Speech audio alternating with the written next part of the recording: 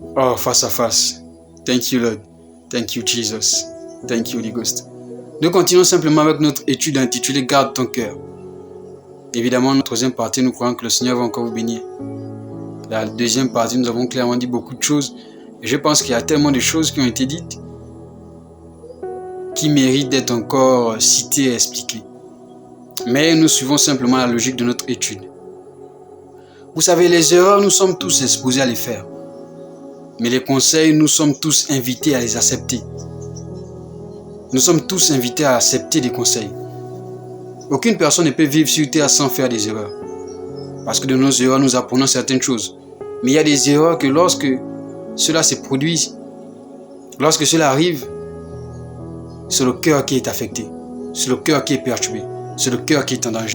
C'est la raison pour laquelle nous faisons cette étude. Garde ton cœur. Garde ton cœur. Comment se fait-il qu'une personne, à 17 ans, tu as déjà plus de 2 ex? À 22 ans, tu as déjà plus de 5 ex.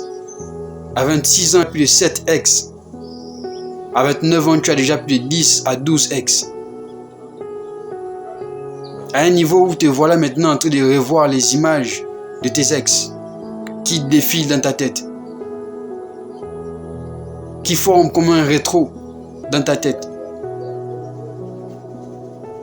Souvent cela te perturbe, souvent cela te coupe la joie, souvent cela te coupe l'appétit, souvent cela te fait maigrir, souvent cela te coupe la paix et tu as du mal à dormir.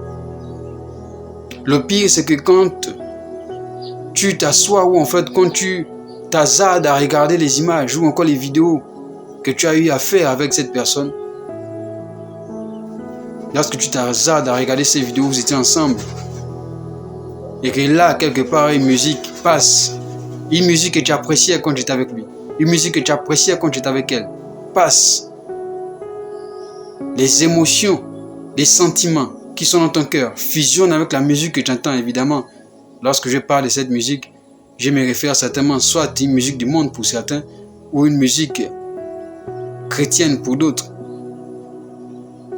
Et donc tu te retrouves dans cette figure, dans cette opposition, dans cet embarras, dans cette douleur. Parce que les sentiments, les images, les vidéos que tu avais pour cette personne qui ne font que défiler dans tes pensées, défiler dans ta tête, te perturbent d'abord premièrement. Et là quelque part, quelqu'un a mis une musique que tu aimais écouter avec cette personne, une musique que tu aimais chanter avec cette personne, une musique que lorsque tu entends cette musique, ça te fait penser à cette personne avec qui tu as eu un souci, une séparation, etc. Et maintenant tu pleures. Du plus profond de ton cœur, tu souffres. Du plus profond de ton cœur, tu te lamentes. Tu cries, tu es vexé. Tu es abattu et blessé. Pourquoi? Parce que tu as appris à garder tes relations, mais tu n'as pas appris à garder ton cœur. Tu as appris à garder tes amitiés, mais tu n'as pas appris à garder ton cœur. Et la Bible nous dit garde ton cœur plus que toute autre chose. Plus que toute autre chose.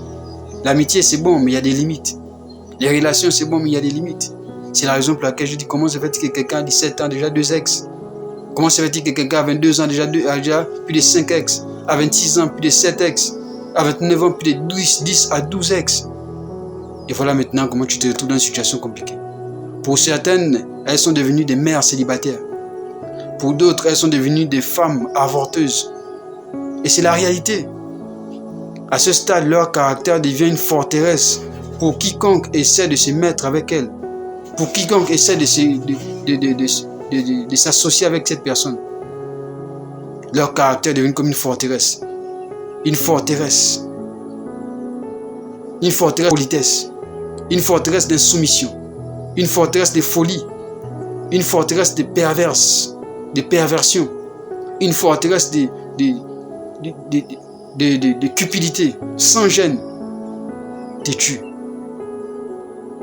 Tout ça, c'est à cause de quoi? C'est à cause de tout ce que la personne a vécu dans le passé.